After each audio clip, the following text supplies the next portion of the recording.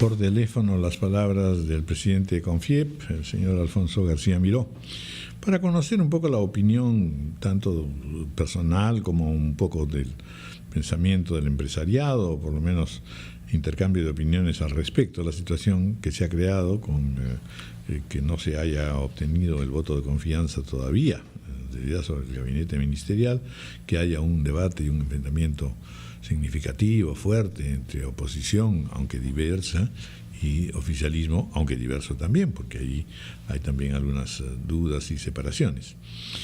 Es la dimensión política, en verdad. Desde el punto de vista empresarial, ¿qué significa todo esto? ¿Cómo se evalúa? ¿Cómo se baraja?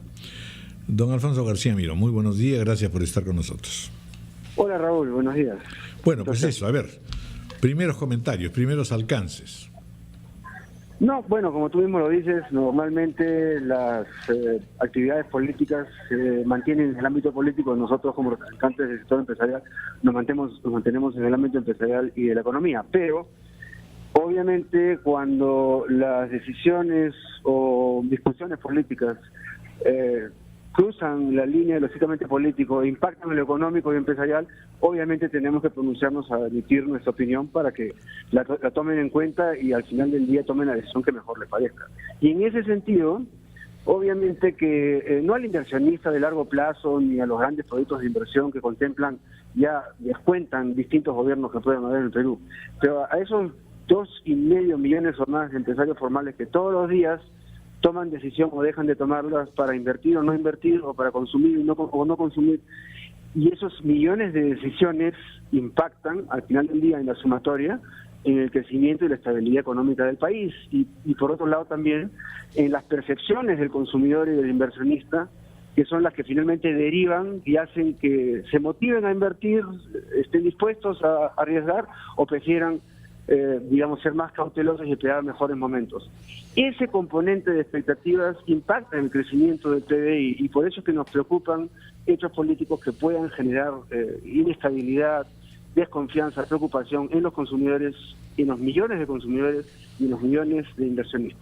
Señor García Miró, por supuesto que la clase política y la clase gobernante actual de nuestro país tienen la responsabilidad del manejo de la conducción del país, pero también cuando se escucha al sector privado, a veces, como en esta oportunidad, se le escucha reclamar estabilidad, pero también se ha dicho, el Perú no es Suiza, el Perú se ha manejado y siempre se va a manejar con estos vaivenes, pero la responsabilidad del impacto para la mejora de la calidad de vida de la población no solamente recae sobre el Estado y la inversión pública, sino sobre la inversión privada. Por supuesto. Y parece que ahí falta un empujón mayor, un compromiso. Siempre se les va a reclamar un compromiso mayor a ustedes. No, por supuesto, por favor.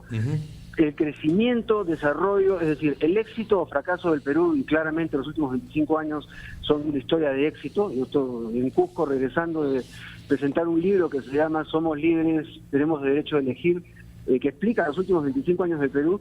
El 80% de ese resultado, yo lo juzgo como exitoso, y espero que la comunidad peruana también, está explicado por el sector privado, por las inversiones del sector privado, por los peruanos que hemos decidido arriesgar por invertir en el Perú, y por los extranjeros que en lugar de meter su plata en su país, la han desarrollado y la han puesto en Perú. Por lo tanto, lo único que queremos es no aguarnos la fiesta nosotros mismos, porque si estamos viendo periodos de desaceleración y de inestabilidad relativa, pequeña, pero algo de inestabilidad, no debemos de seguir contribuyendo a esa corriente, porque si no va a generar una inercia que va a cambiar el ritmo que veníamos teniendo durante los últimos años. Ese es el sentido de nuestra invocación, no otra, en realidad. Pero... Y lo que digo es, si no tenemos grandes problemas, y vaya que no los tenemos como los tienen otros países, no nos los inventemos. Ese es un poco el mensaje nuestro. No inventemos problemas artificiales en donde por cuestiones menores creemos estos espacios de inestabilidad y de sensación de que el Perú es un país confrontacional, que no lo es.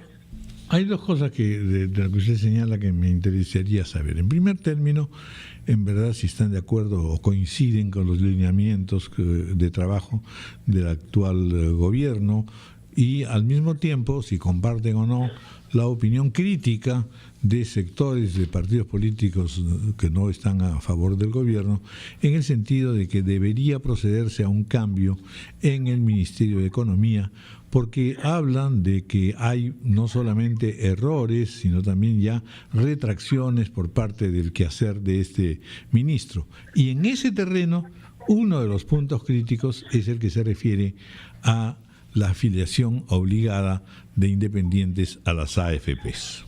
¿Cuál es su opinión con respecto estrictamente a la conducción económica hasta el momento y si en efecto se deben o no hacer evaluaciones y producir cambios? Mira, como en todo en la vida de las personas, no hay escenario perfecto. El escenario perfecto es un ideal que no existe en la vida real. Por lo tanto, lo primero que tengo que decir para salir de esa discusión objetivamente es que en el Ministerio de Economía, como en todas las instituciones del Perú y en la mayor parte del mundo, se cometen errores.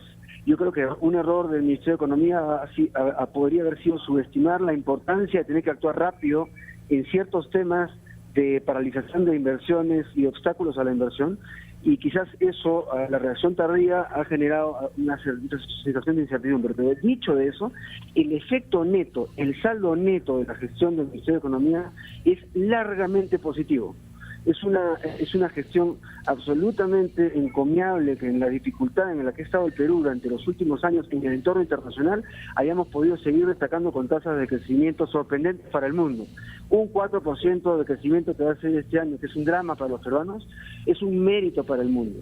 Yo creo que el Ministerio de Economía, ¿podríamos haber crecido al 5%? Sí, porque todos cometemos errores también, pero juzgar por esos pequeños errores, que por cierto no solamente son del Ministerio de Economía, hay otros 15 ministerios en el Perú que impactan directa o indirectamente en la economía también. Y no es justo asignarle la responsabilidad a un solo ministerio, menos aún cuando, como digo, los resultados hablan por sí solos. Entonces, nosotros siempre vamos a apoyar las gestiones que en economía y en empresa apoyan el crecimiento del Perú. Y en ese sentido sería incongruente si estuviéramos opinando negativamente con relación al Ministerio de Economía, que es una institución seria y respetable en el Perú. De acuerdo. Y con respecto a las AFPs y la afiliación obligada de los independientes. Mira, lo único que te puedo hablar en ese sentido, Raúl, es conceptualmente, porque evidentemente es un tema muy sensible. En el sector empresarial hay opiniones diversas. Yo creo que conceptualmente todos los peruanos debemos estar juzgados y sometidos a las mismas condiciones. No deben haber peruanos de clase A y peruanos de clase B.